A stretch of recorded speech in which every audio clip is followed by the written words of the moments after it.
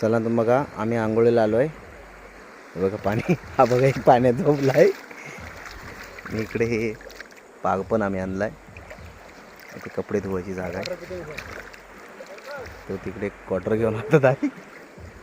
हे बघा इकडे ही पण कपडे धुवायची जागा आहे. तेव्हा ही साखळी आहे थोडीशी, पाणी खूप आहे.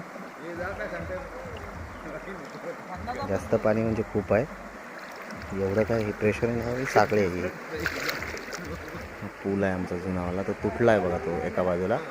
तिकडे कोण नाही झाला आता, हा नवीन आता आहे. इकडे डांबरीकरण आहे छोटासा.